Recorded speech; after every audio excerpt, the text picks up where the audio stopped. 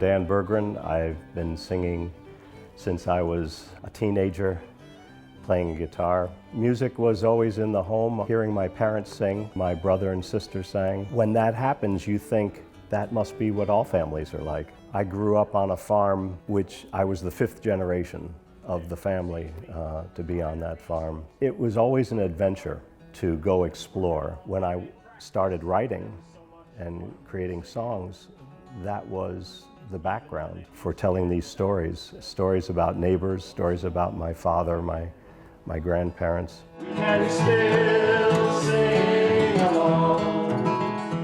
Getting a draft number was a very scary thing. I certainly did wrestle with the idea of being in the military, and I had about a year to figure out what was I going to do, and discovered one could be a broadcaster in the military, and ended up working in radio in Germany and then NATO headquarters in Belgium. And that experience helped me get in the door at Syracuse University for my master's degree, and that work helped me get my first and longest job teaching audio production at SUNY Fredonia. I was teaching students how to listen, and that's a lesson I learned from my uncle. He took me out into the woods and said, "Danny, close your eyes. Tell me, what kind of tree is that behind you?" "How am I supposed to know?" He said, "Well, just listen.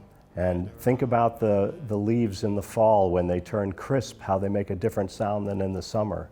I owe much to my Uncle Van, who took me in the woods and tried to teach a teenager how to listen. It helped pave the way for a career of teaching listening. When I got out of the Army and started knocking on doors of places where I could play music, they'd say, "If you can play country western or rock and roll, come back, but folk music doesn't attract people." I grabbed a concert when I could. I bought a PA system and sang in a bar every Wednesday night in my hometown. And it wasn't that fulfilling. I would much rather sit in a room and tell stories, and the stories lead to songs that remind an audience member of their parent or their grandparent or a place they used to camp.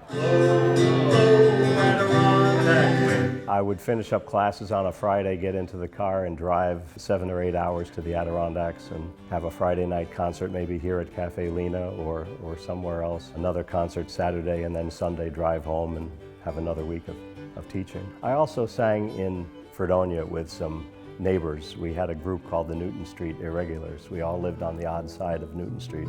One with the water.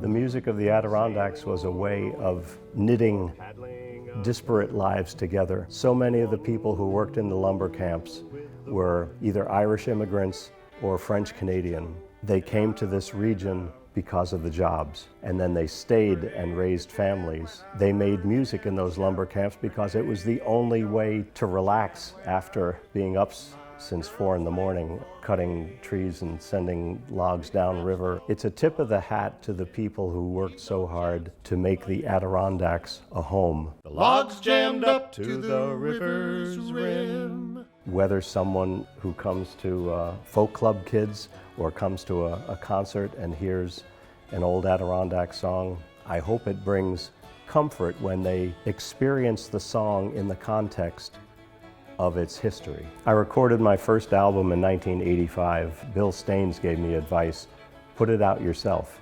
You'll be on top of it, you'll know what you're doing, you'll know what to expect. And I'm glad I did, because I could control what I wanted on the album. It was just another way to share the music.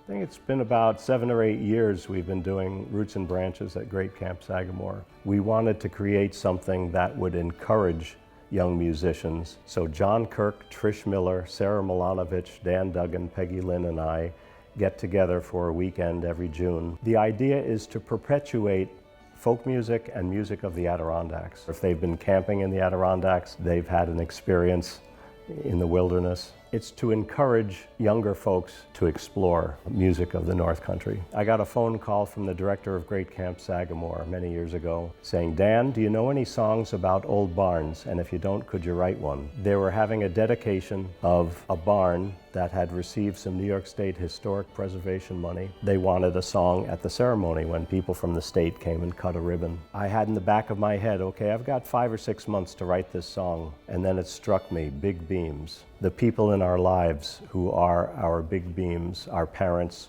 our teachers, our elders. I've been singing big beams ever since. Just like big beams, ones you can depend on to bear the load and send on the courage and the strength to be big beams. I'm 75 and my voice is holding out. I just hope to keep singing. I've shared music on this stage with my daughter Jenny, who plays flute, and I'm hoping that someday my granddaughters will join me in concert. I hope that people will listen more, listen to music, listen to all kinds of music, sit in a room with their family and tell stories. Making music yourself and sharing that with other people, that's my hope.